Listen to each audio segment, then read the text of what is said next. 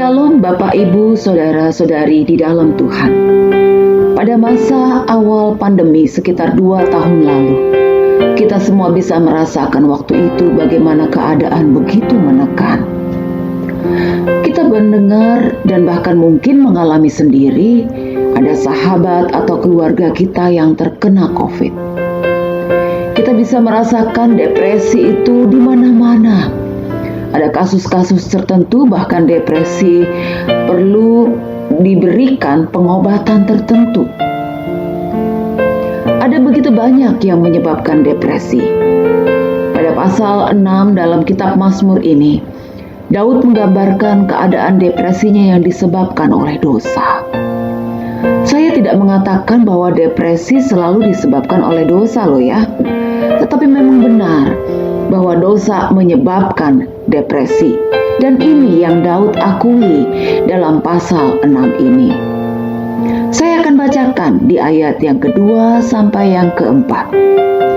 Ya Tuhan, janganlah menghukum aku dalam murka-Mu, dan janganlah menghajar aku dalam kepanasan amarah-Mu. Kasihanilah aku Tuhan, sebab aku merana. Sembuhkanlah aku Tuhan, sebab tulang-tulangku gemetar dan jiwaku pun sangat terkejut. Tetapi Engkau Tuhan, berapa lama lagi? Daud menggambarkan rasa tertekan karena dosa-dosanya.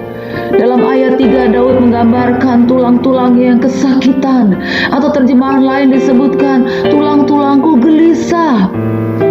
Daud mengatakan jiwanya sangat menderita dan betapa dirinya menjadi sangat lemah dan tak berdaya. Daud sangat sedih, terpuruk, dan sakit rasanya karena penderitaan dan ketidakberdayaannya akibat dosa. Betapa seringnya kita merasakan hal yang sama seperti yang dialami Daud. Beban berat yang kita pikul dari akibat rasa bersalah atas dosa-dosa kita ini membuat kita menjadi begitu sakit. Bukan hanya di dalam ini rasanya sakit, tapi kita bahkan jadi secara fisik ikut lemah. Seluruh bagian tulang-tulang kita rasanya merana. Hati kita susah, air mata pun mengalir, dan bahkan bibir pun tidak bisa mengucapkan apa-apa pada waktu berdoa. Dosa mungkin menyenangkan untuk sementara waktu, tapi akibatnya sangatlah menekan. Hati nurani yang tertekan seperti ini bahkan dapat mengalahkan kesehatan kita dan membuat kita benar-benar sakit. Kembali kepada setiap kita yang berada dalam keadaan seperti ini. Apakah engkau mau menyerahkan dirimu yang sakit disebabkan karena dosa yang menekan diri kita, atau kita dapat memutuskan untuk berbalik dan memperbaiki diri?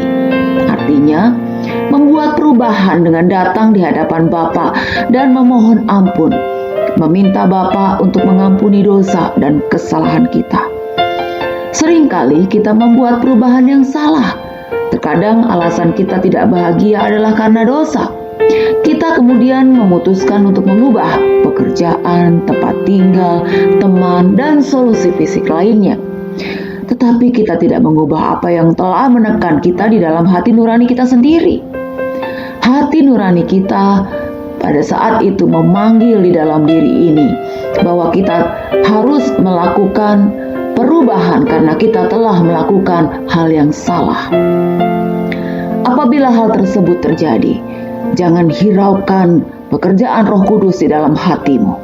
Dengarkan suaranya, bertobatlah, lalu taat, dan kemudian biarkan Tuhan menolong kita, memberikan kelegaan dari dosa. Mendekatlah kepada Bapa, karena itulah yang paling Bapa suka. Tuhan memberkati Bapak, Ibu, Saudara-saudari sekalian. Amin.